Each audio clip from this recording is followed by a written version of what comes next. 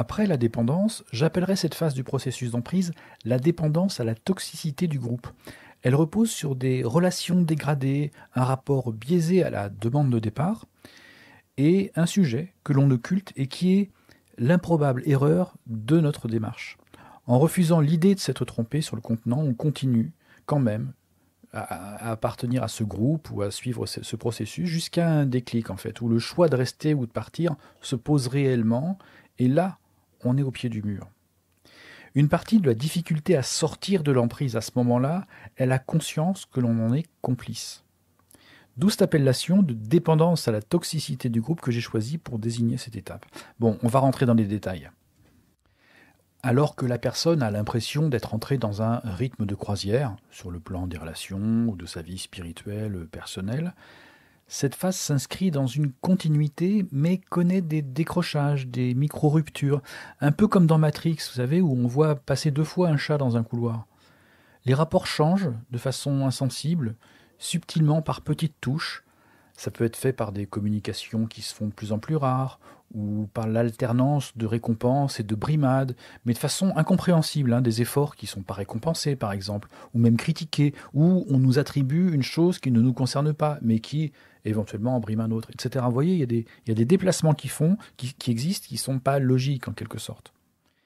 La victime a vécu depuis le début de la phase de séduction sans se poser de questions sur les motivations réelles et profondes des personnes ou du gourou à qui elle a affaire. En fait, par projection, elle pense que c'est les mêmes motivations que soi. Et cette question ne s'étant jamais posée, elle n'a pas de réponse. Et des changements arrivent de manière imprévisible, sans raison réelle, ou sans réel conflit, si vous voulez. On les remarque à peine. Mais lorsqu'on les remarque, en fait, c'est qu'on n'a pas remarqué les précédentes brimades, ou on les a excusées, en les reliant à un contexte, à des circonstances extérieures, etc.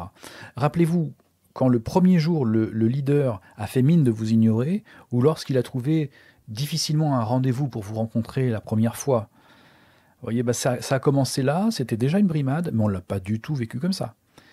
Alors, lorsque des situations désagréables ou imprévisibles surviennent, il est possible que l'on cherche à retrouver la sympathie et qu'on cherche à signifier qu'on a remarqué des changements, mais qu'on encaisse pour cette fois. Seulement, ces situations se reproduisent. Et se reproduisent encore. Là, on peut se sentir humilié, pas respecté, et si on fait des remarques, en fait, c'est nous qui avons un problème. Il faut laisser glisser, voyons, avoir confiance. Qu'est-ce que c'est que ces remises en question, là ? Alors, ces situations sont légion. Il y a plein d'exemples, je vais en citer quelques-unes pour mémoire. Il peut y avoir des contretemps qui se produisent, des décisions en contradiction avec la ligne suivie jusque-là. Il peut y avoir des absences de réponse. Il peut y avoir au contraire des sollicitations impromptues. À contretemps, ou des jours clés pour vous, où on sait que vous n'êtes pas disponible, on vous demandera quand même de l'être.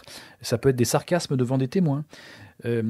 Rarement des insultes, parce que là on laissera les insultes directes et les affrontements, si vous voulez, aux subalternes, qui eux en profiteront pour faire montre de loyauté vis-à-vis du chef, et éventuellement sous couvert d'humour. On ne peut pas lister toutes ces choses quand elles surviennent, elles sont noyées dans la masse, mais vous comprenez l'état d'esprit, c'est à la fois clairement hostile, mais suffisamment pernicieux pour que ce ne soit pas vraiment un affrontement frontal. Donc si vous connaissez d'autres situations de manipulation qui ressemblent un petit peu à ça, indiquez-les dans les commentaires pour aider d'autres personnes. Ce sera important. Merci.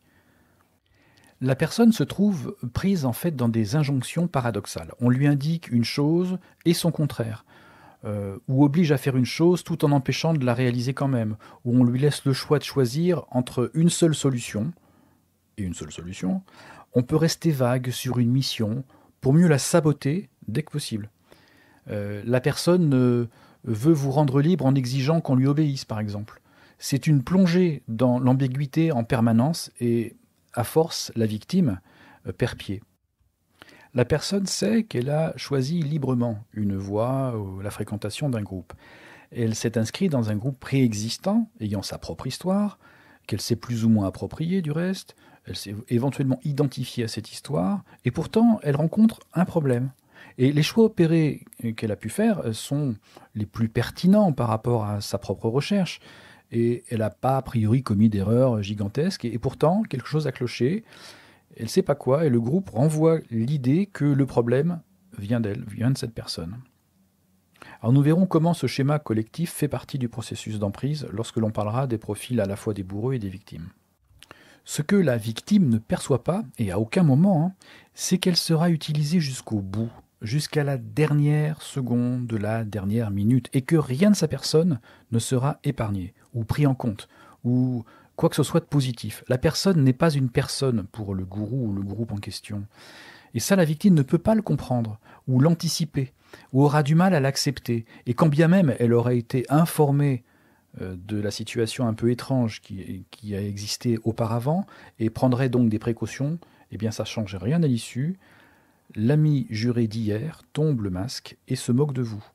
Et c'est là où, quand on ne s'est pas posé la question quelle était la démarche et la motivation de ceux qui m'ont accueilli, qu'on ne les connaît pas, que les masques tombent effectivement et leur motivation se révèle à un moment donné. La violence psychologique dont il est question vise en fait la destruction de l'identité et induit chez la victime un doute profond et génère un véritable traumatisme, mais aussi constitue une mise en évidence, si vous voulez, de l'escroquerie, de la mystification qui est en acte. On a affaire à un gourou, à une dérive sectaire. Et il n'y a plus de doute possible à un moment donné. On sait qu'on est au milieu de personnes qui ne sont pas fiables, pas honnêtes, et pourtant, on y a toute sa place. C'est un sacré paradoxe. En fait, la personne est coincée, et elle a, grosso modo, deux possibilités. Soit persister pour renverser la situation, ou bien fuir. Mais elle ne peut pas endurer comme cela la situation très longtemps. Et c'est là que peut s'installer l'addiction à la toxicité du groupe. Par exemple, on peut chercher à renverser la situation en cherchant à interpréter ce qu'il se passe, ou après une tentative de conciliation, on peut penser qu'il s'agit d'une mise à l'épreuve pour nous tester. Et on va éventuellement accepter, endurer cette mise à l'épreuve en pensant qu'une fois que les situations seront terminées, on aura agi de telle façon que nous avons réussi le test et donc tout peut redevenir comme avant. Mais il s'en est rien. Hein. Le résultat n'est que de se trouver enferré davantage sous la domination, sous l'emprise du gourou et du groupe, comme un marionnettiste peut trimballer sa marionnette. Et à ce niveau-là, on passe d'une dépendance à un groupe à une sorte de dépendance, à une acceptation de la toxicité du groupe, de son dysfonctionnement. Et c'est là qu'on devient donc addict à la toxicité du groupe, comme je le disais. Cette toxicité détruit la personne dans ce qu'elle a de plus intime, de plus profond, et ce sur quoi elle avait le plus investi dans sa recherche. Et ces attaques, ces maltraitances, parce qu'il faut bien prononcer le mot de maltraitance, peuvent se comparer à des traumatismes majeurs de la vie. C'est pas juste des petits riens, c'est très profond et très grave. Et ce sont des cicatrices invisibles qui sont d'une certaine façon comparables à des situations de guerre ou des situations d'attentat, où on est victime de quelque chose, on n'a rien fait pour ça et pourtant on subit des dégâts. Et il est vraiment question pour la personne de vie ou de mort. Elle y investit toute sa vie intérieure et son intériorité la plus profonde, et tout cela est comme vampirisé, rayé et trahi. Et donc c'est une question de survie à cette expérience-là. C'est l'identité qui est blessée, plus que la personne dans ce qu'elle a de superficiel. Alors, je vais reprendre mon idée du promeneur que j'avais utilisé l'autre fois. Vous vous souvenez que j'avais comparé l'arrivée dans un groupe spirituel à un promeneur en recherche de hauteur et de pureté qui découvre un paysage magnifique. Et bien là, le promeneur se rend compte qu'en montagne, tout semble calme et tranquille, tout est beau au milieu de ces hauteurs, et en quelques instants, sans qu'il sache pourquoi, il se retrouve seul, au milieu de nulle part, sans savoir où aller, et cette fois, sans pouvoir parler à qui que ce soit. Il se retrouve isolé avec des règles et des changements qu'il ne comprend pas, de choses auxquelles il n'était pas préparé, mais que personne a priori ne pourra comprendre, car tout le vocabulaire et toute la doctrine, la vision du monde, tout ça a été reformaté. Donc dans ce contexte global, à un moment donné, l'intelligence est saturée d'informations, les émotions personnelles ont été totalement ébranlées et elles sont même plus fiables elles-mêmes, et il devient impossible de prendre en fait la moindre décision, ni d'y voir beaucoup plus clair, car tous les recours, toutes les réactions possibles ont tous été disqualifiées, empêchées en amont ou disqualifiées en aval, si vous voulez. Toutes les opinions sont truquées et sont passées par le filtre de l'idéologie du groupe.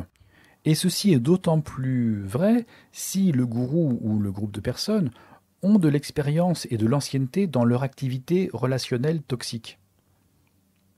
À un moment donné, le fait même de donner son avis devient inutile, inefficace, voire contre-productif. On est réduit soi-même au silence, on se réduit soi-même au silence, à la non-existence, si vous voulez, la dépendance à cette toxicité entraîne une suppression de la liberté à laquelle on est prêt à consentir pour continuer la route quand même dans ce groupe devenu toxique. Vous comprenez pourquoi je parle d'addiction. On a la conscience d'une marionnette qui accepte sa condition et on est dans une sorte de reddition, en fait, reddition de sa liberté fondamentale. Le promeneur de la montagne, il peut difficilement lutter, il ne peut pas lui venir en idée de fuir parce qu'il ne saurait pas où aller, il ne peut pas renoncer non plus à ce qui fait sens pour lui. Donc, il est fatigué et à ce moment-là, il peut très bien décider aussi de s'endormir. Et quand j'évoquais l'idée d'une marionnette, il s'agit bien d'une déshumanisation qui s'opère en fait. Et tout ce cinéma, tous ces rituels de soumission, d'humiliation, toutes ces simagrées en fait que j'essayais de décrire en sachant que je ne serais pas exhaustif évidemment, sont autant de preuves qu'en fait, victimes ou coupables, chacun dans son couloir, tous font partie prenante d'un même processus et tout le monde se tient par la barbichette en quelque sorte. J'expliquerai lors des 2 prochains entretiens concernant les marionnettes et les imposteurs, qui sont donc les bourreaux et les victimes. Et puis, à un moment donné, la personne choisit de renouer avec sa propre personne, sa propre intériorité, son identité abîmée avec sa quête, sa demande initiale, ou grâce à un déclic venant de l'extérieur, elle se sent autorisée à se réveiller et donc à renoncer à l'endormissement en pleine montagne qui allait la conduire en fait à la mort spirituelle. Mais ce déclic ou ce choix, c'est un petit peu aléatoire, je ne saurais pas vous dire comment ça se produit. C'est pas vraiment un processus, parce que vraiment pour ça que j'appelle ça un déclic. À un moment donné, on va dire, il n'est plus possible de cacher le fait qu'il y a un malaise profond et que ça pourra pas durer très longtemps. Alors il est possible pour autant d'entrer en dépression avec tout ce que je viens de vous dire, ou de se retrouver avec une personnalité profondément affectée, ébranlée, d'avoir par exemple tous ces défauts qui sont ressortis, où on n'est plus que l'ombre de soi-même. Pendant toute cette période, l'activité spirituelle, ou ce qui est censé servir de carburant à ce genre d'assemblée, il se poursuit comme avant, sauf que rien pour la personne n'est plus comme avant. Les masques sont tombés, comme je vous le disais. On ne sait pas vraiment à quoi attribuer ce malaise, mais on sait qu'il y en a un.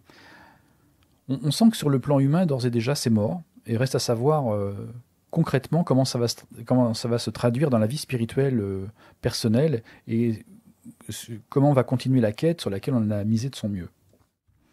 En fait, je crois que lorsque se pose la question d'une relecture de ce qu'on fait là, ou de savoir en réalité quel est l'enjeu de la situation, dans le choix de retrouver ses fondamentaux, ou dans l'espoir de les retrouver, c'est là que ça se passe. C'est dans cette comparaison entre ce que l'on était au départ, puisque l'on est devenu à un moment donné, dans cette confrontation, quelque chose se joue. À ce moment-là de sa vie, on peut se poser la question, où est le chemin spirituel que l'on cherchait dans la situation présente? Et on peut même se poser la question ainsi, en quoi Dieu me parle dans ce qui se joue au quotidien, dans ce groupe ou en compagnie de ces personnes? C'est exactement de ça dont il s'agit en réalité, je le pense en tout cas. Et le déclic peut aussi venir d'une personne qui pose des questions simples et les réponses tombent sous le sens en fait.